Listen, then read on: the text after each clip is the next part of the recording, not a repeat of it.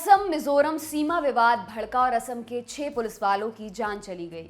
मामले का निपटारा करने केंद्र सरकार बीच में आई। दोनों राज्यों ने मामला निपटाने पर हामी भरी तो सरकार ने समस्या का तकनीकी समाधान करने का सुझाव दिया।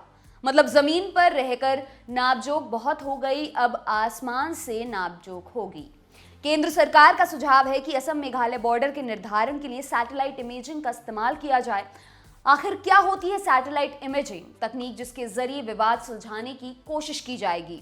ये काम कौन करेगा और इसका तरीका क्या होगा, सब कुछ जानते हैं तफसील से। सबसे पहले बात करते हैं असम मिजोरम विवाद के बारे में। 26 जुलाई को असम और मिजोरम के पुलिस जवान आपस में भिड़ गए। असम का आरोप था कि मिजोरम घुसपैठ करने की कोशिश कर रहा है, तो मिजोरम का कहना था कि मनमानी असम कर रहा है। विवाद इतना ज्यादा बढ़ गया कि गोलियां चल गईं। असम के 6 पुलिस जवानों की इसमें जान चली गई। ऐसा विवाद कोई नई बात नहीं है। असम मिजोरम बॉर्डर पर रहने वाले ऐसे विवादों के आदी हैं। ये विवाद मिजोरम के भारत का राज्य बनने के बाद से चल रहा है। इसकी जड़ें मिजोरम के इतिहास में हैं। तकरीबन 150 साल पीछे चलते हैं। 1875 में लुशाई पहाड़ियों की इनर लाइन सीमा असम के कछार जिले की दक्षिणी सीमा पर निश्चित की गई थी। सीमाओं को फिक्स करने का ये अंग्रेजों का तरीका था। हालांकि ये सीमा सटीक नहीं थी, क्योंकि इसके निर्धारण में बड़े पैमाने पर नदियों और पहाड़ियों जैसे प्राकृतिक चिन्हों का इस्तेमाल हुआ था। मतलब सिर्फ ये बताया गया था कि इस नाले के राइट साइड में फलाना जिला है और इस जंगल के लेफ्ट साइड में ढिमकाना। सब कुछ अनिश्चित था। इसके बाद अंग्रेजों ने 1933 में एक अधिसूचना जारी करके लुशाई पहाड़ी इलाके की सीमा में फिर से बदलाव कर दिया। खैर, जब तक अंग्रेज रहे तब तक ऐसे ही चला। आजादी के वक्त अलग अलग सांस्कृतिक पहचानों को एक ही सूबे में बांध दिया गया था। इसने विवाद पैदा किया और 1963 में मेघालय के इलाके को अलग करना पड़ा। 1972 के साल में मेघालय और मिजोरम नाम से 2 राज्य बनाने पड़े, लेकिन जमीन पर सीमाएं स्पष्ट नहीं हो पाई और विवाद खत्म नहीं हुआ। फिलहाल असम और मिजोरम के बीच 165 किलोमीटर लंबी सीमा है, जिस पर विवाद चल रहा है। आज जिस इलाके को हम मिजोरम कहते हैं, वो 1972 में एक संघ शासित राज्य बना और 1987 में पूर्ण राज्य। लेकिन 2 पुरानी अधिसूचनाओं को लेकर विवाद सुलझाया नहीं जा सका। ये हैं 1875 की अधिसूचना, जो कछार हिल्स और लुशाई हिल्स के बीच सीमा निर्धारित करती है। 1933 की अधिसूचना, जो लुशाई हिल्स और मणिपुर के बीच सीमा निर्धारित करती है। कछार आज असम का हिस्सा है और लुशाई हिल्स का इलाका आधुनिक मिजोरम है। जब 1972 में सीमा निर्धारित की जा रही थी, तभी कछार, हैलाकांडी और करीमगंज की सीमाओं पर छिटपुट हिंसा की घटनाएं हुई थी। क्योंकि दोनों राज्य अलग अलग अधिसूचनाओं को मानते हैं, असम चाहता है कि सीमा 1933 की अधिसूचना से तय हो और मिजोरम चाहता है कि सीमा 1875 की अधिसूचना से तय हो। ये जंगल, पहाड़ और नदी वाली बाउंड्री सेट करना ही सबसे बड़ी चुनौती बनी हुई है। जमीन पर प्राकृतिक चिन्हों के जरिए खींचे बॉर्डर बदलते रहते हैं। 1875 के बाद से 2021 तक बहुत कुछ बदला है। कहीं जंगल थे तो वहां मैदान हो गया, जहां मैदान था वहां पानी भरा और छोटी झील बन गई। ऐसे में सीमा पर यह तय ही नहीं हो पा रहा है कि आखिर कौन सा इलाका किस राज्य में आता है। इस समस्या के समाधान के लिए ही सैटेलाइट का सहारा लिए जाने की तैयारी हो रही है। अब जानते हैं कि कौन करेगा सैटेलाइट से नापजोक। हालिया असम मिजोरम झगड़े के बीच केंद्रीय गृह मंत्री अमित शाह ने नॉर्थ ईस्ट में राज्य की सीमाओं पर जंगलों और दूसरे प्राकृतिक चिन्हों की मैपिंग के लिए सैटेलाइट का सहारा लेने का सुझाव दिया। गृह मंत्री शाह ही उत्तर पूर्व परिषद के चेयरमैन हैं। उन्होंने इस काम का जिम्मा NESAC को सौंपने की बात कही है। NESAC मतलब north eastern space application centre. ये इसरो का एक रीजनल स्पेस सेंटर है। इसका हेडक्वार्टर मेघालय के उमियाम में है। NESAC पहले ही नॉर्थ ईस्ट के इलाकों में बाढ़ प्रबंधन पर नजर रखता है। साल 2000 में इस सेंटर को इसलिए बनाया गया कि इलाके में स्पेस तकनीक के जरिए बेहतर तरीके से संसाधनों को मैनेज किया जा सके। इलाके में बाढ़ से लेकर मौसम पर नजर रखने जैसे काम इसके जिम्मे हैं।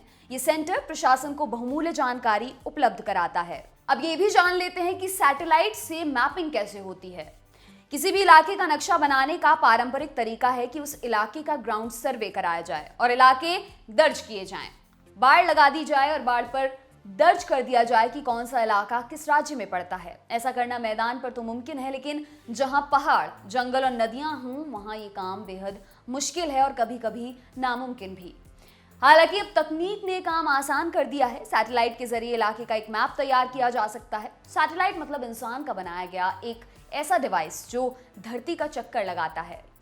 आपको ऐसा लग सकता है कि सैटेलाइट से तो ये बहुत आसान हो जाएगा, बस फोटो खींचो और उस पर लकीरों से मैप बना दो।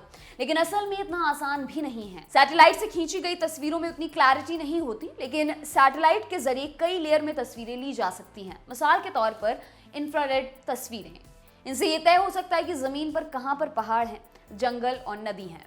रियल टाइम इमेजिंग, इनसे ये पता चल सकता है कि कुछ घंटे पहले जमीन पर क्या कंडीशन थी। ये तो कुछ लेयर हुई, ऐसी तरह तरह की लेयर में इमेजिंग या तस्वीरें खींची जा सकती हैं। असल में सैटेलाइट सेंसर के जरिए सारा काम करते हैं। ये सेंसर भाप लेते हैं कि जमीन पर कहाँ कौन सा धरातल है, मतलब कहाँ पर पहाड़ है, कहाँ पर जंगल है और कहाँ पर नदी है। सैटेलाइट ये काम सूरज की रोशनी में बेहतर करते हैं। सूरज की रोशनी हर धरातल पर पड़कर अलग तरह का असर करती है। मिसाल के तौर पर जंगलों पर पड़ती है तो धरातल तक नहीं पहुंचती, इसलिए वहां बहुत गर्मी नहीं होती। मैदान पर पड़कर सूरज की रोशनी गर्मी के साथ चमक पैदा करती है। सैटेलाइट के सेंसर रोशनी के पैटर्न से जगह का एक खाका तैयार करते हैं। ये जमीन पर मौजूद हर चीज को अलग अलग रंग से दिखाते हैं, जैसे जंगल को हरे रंग से, पानी को गहरे काले और पहाड़ों को पीले। रिमोट सेंसिंग तकनीक से ये भी पता चल जाता है कि किसी इलाके में पहले नदी थी या जंगल। भले ही कई साल गुजर गए हों, एक बार पुख्ता मैपिंग हो जाने पर वो हमेशा ही रिकॉर्ड्स में दर्ज हो जाती है। किसी विवाद के हालात में सैटेलाइट इमेजिंग मैप को रेफर किया जा सकता है। इसके साथ रियल टाइम तस्वीरें भी ली जा सकती हैं। दोनों का मिलान करके सही स्थिति का पता लगाया जा सकता है। सैटेलाइट इमेजिंग से इलाके में लोगों के जमा होने और अतिक्रमण की स्थिति पर भी नजर रखी जा सकती है। इससे इलाके में भारी भीड़ के जमा होने से लेकर संदिग्ध गतिविधियों पर अलर्ट भी भेजा जा सकता है। अब आपके मन में सवाल उठ सकता है कि सैटेलाइट इमेज तो पहले से ही गूगल पर उपलब्ध है, तो इतनी मशक्कत काहे हो रही है। असल में गूगल जैसी प्राइवेट कंपनियों पर राज्य सरकारें भरोसा नहीं करती, फिर हर अपडेट के लिए उन पर निर्भर नहीं रहा जा सकता। ऐसे में अपनी सैटेलाइट पर भरोसा करना ही बेहतर ऑप्शन साबित होगा। इस पूरे मसले पर NESAC के कार्यकारी निदेशक का क्या कहना है वो भी आपको बताते हैं। दी लल्लन टॉप ने NESAC के कार्यकारी निदेशक डॉक्टर के शर्मा से बात की और उनसे रिमोट सेंसिंग सैटेलाइट इमेजिंग को लेकर सवाल किए। उन्होंने हमें बताया, रिमोट सेंसिंग के जरिए किसी भी जगह की नेचुरल बाउंड्री को तय किया जा सकता है। मिसाल के तौर पर अगर दो राज्य के बीच कोई नदी एक नेचुरल बाउंड्री है तो उसे सैटेलाइट इमेजिंग के जरिए तय किया जा सकता है। बाद में अगर नदी रास्ता बदल भी देती है तो हम सैटेलाइट इमेज से पता लगा सकते हैं कि असल बाउंड्री कौन सी है। इस तरह की इमेजिंग से नेचुरल बाउंड्री को निर्धारित करना आसान हो जाता है।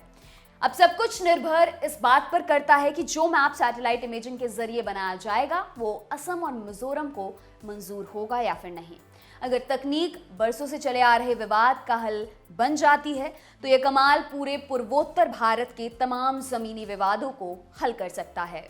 आपके लिए तमाम जानकारी जुटाई है हमारे साथी अमित ने। मेरा नाम है दिव्यांशी। देखते रहिए दी लल्लन टॉप। शुक्रिया।